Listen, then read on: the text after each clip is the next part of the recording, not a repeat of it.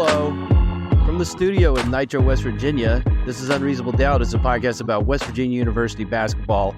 I'm Josh Witt, and that frog skin court, man, got us again. Can't be coaching and players doing good for the Horned Frogs. It's got to be that court. Something's going on. I don't know if it's...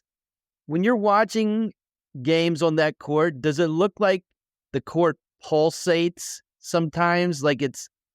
Courts don't breathe, do they? Anyways, West Virginia loses in that building, on that court.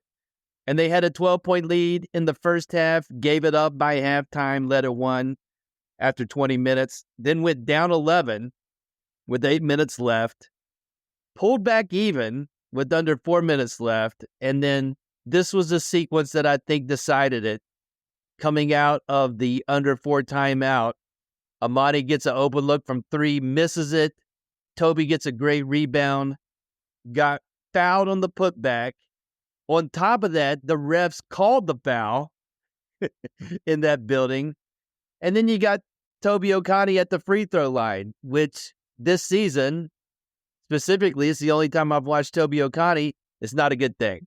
43% free throw shooter, and he missed both of them. And so the game, instead of taking a lead, West Virginia stays tied. TCU gets to the line on their next possession, and they make both free throws. And I know Javon Small made a tough layup to get back even on the next possession, but when he makes that, then that would, if you make free throws, you're up 2. Instead, you tie the game, and West Virginia can't win this one. They lose on that court. And the breaks that West Virginia got Sunday, TCU got them tonight. TCU was plus 18 from the free throw line. That's the worst discrepancy since the Louisville game in the Bahamas. And West Virginia lost that one too.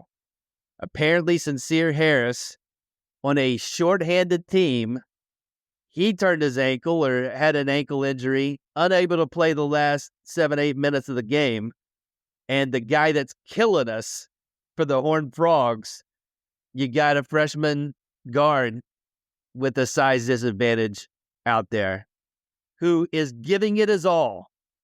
Respect to KJ Tenner and what he's doing. He's active on defense with love and respect. That is a downgrade. That is not what you want in closing time. You want your defensive specialist out there, and he couldn't be out there. That's a downgrade. And Javon gave a gutsy effort, wheeled this team back into the game. Ed Andre 3000 did not miss a shot tonight. I don't think he did. But the supporting cast didn't give enough help. I mean, Javon cannot play 40 minutes every game. Very obvious statement. It's just not feasible. He's got to sit. And when your best player is your point guard, yeah, that's going to affect how you run offense, for sure. Does it got to be that crazy? Does it got to look like Kevin from The Office with the pot of chili? I mean, it's immediate. Even if you don't know Javon Small is off the court, you can just watch what they do on offense. It's Looney Tunes. It's Benny Hill music. It's clown car. It's 35-foot cross-court passes. It's dribbling into Bolivian. It just gets wacky. Lots of people falling down for no reason. It just goes. It's comically out of control.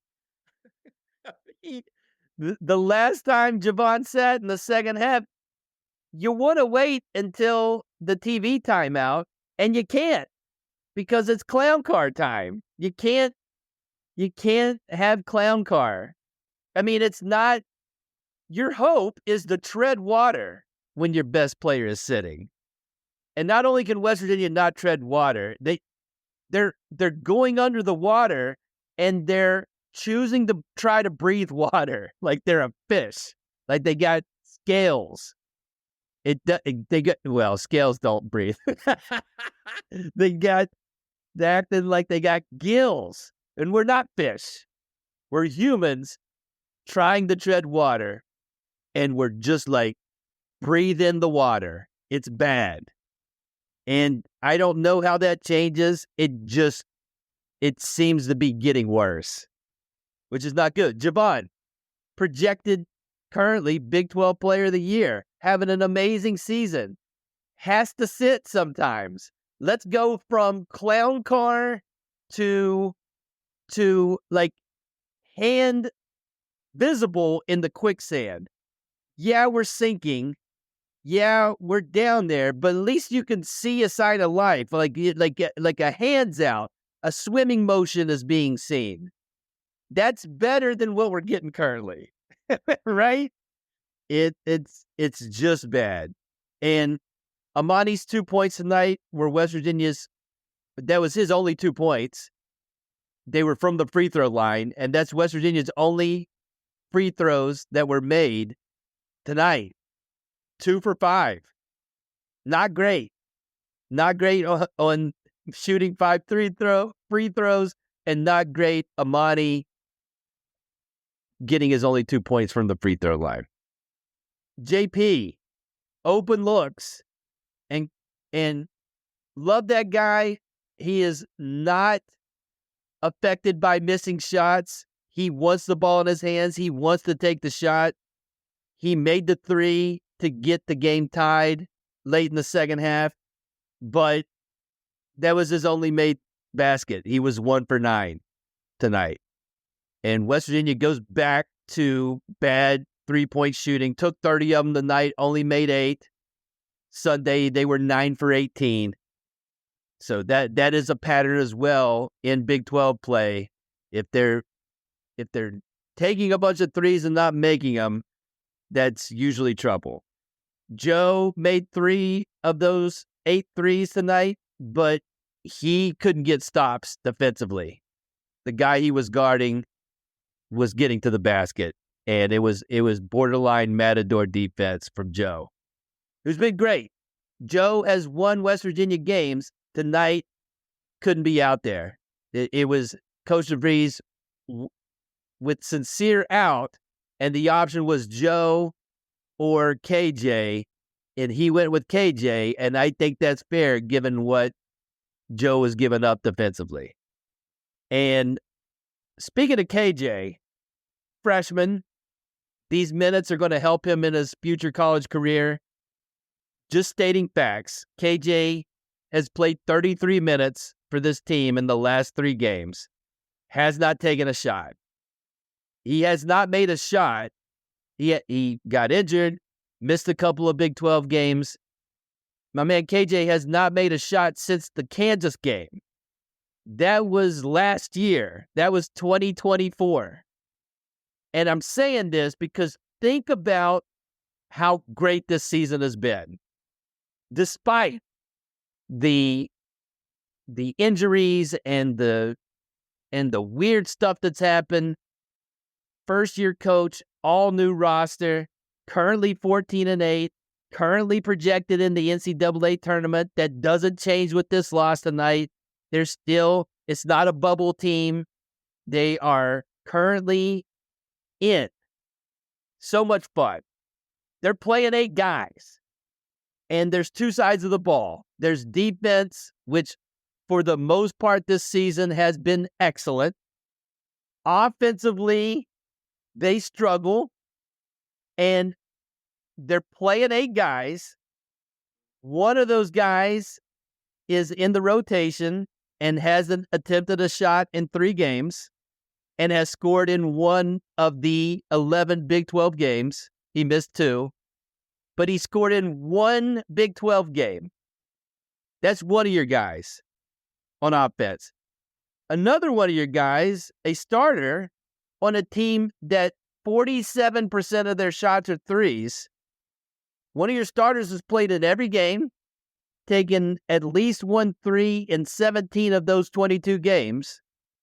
This guy has made 4 threes all season. and is shooting 9% from three. So by my math, and I've been rough with the stats here lately, but by my math, that's a quarter of your rotation players. That's the offensive output.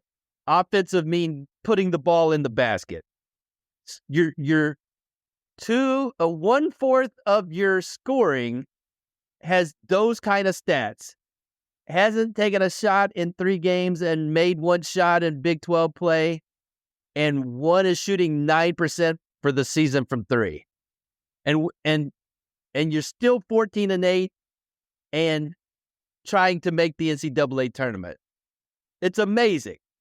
They're winning in spite of that. There's two sides of the floor.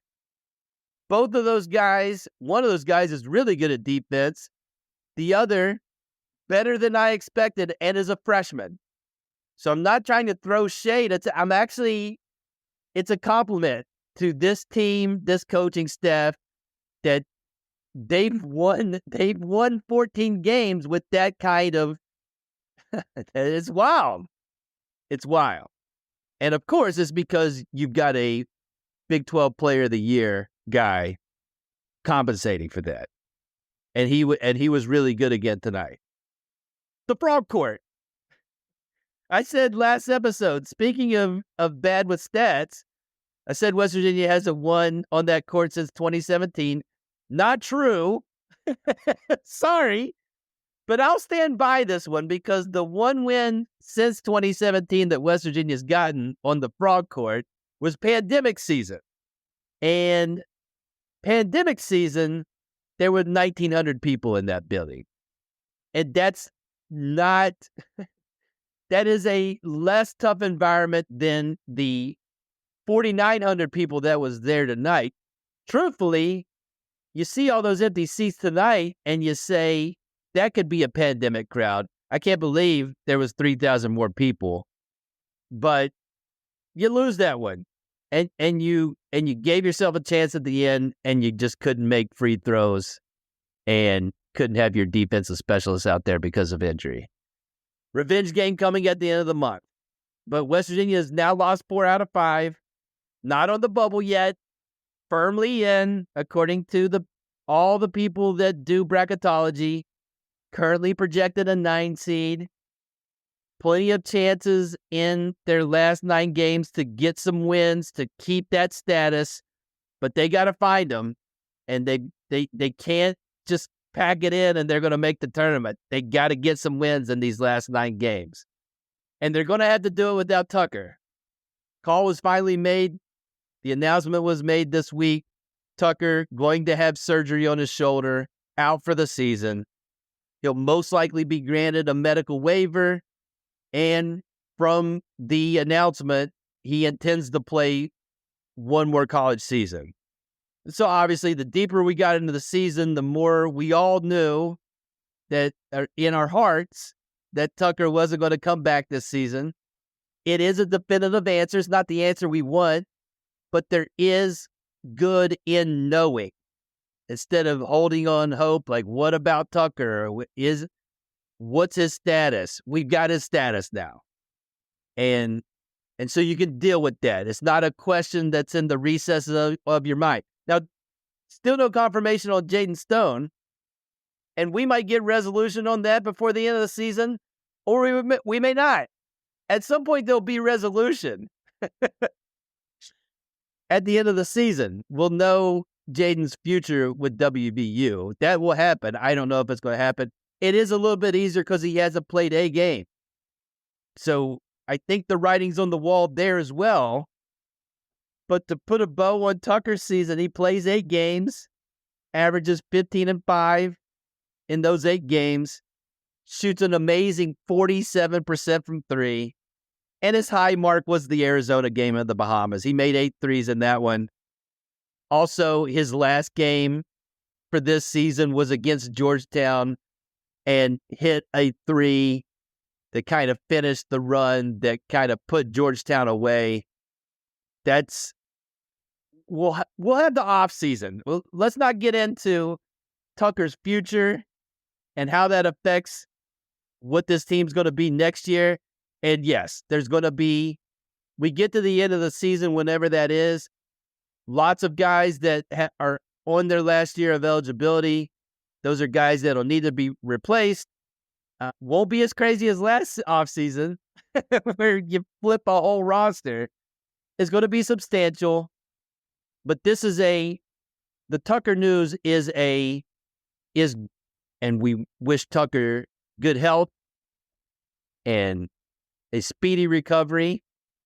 That's, from a fan's perspective, that is a win in that it's a definitive, we know what the deal is.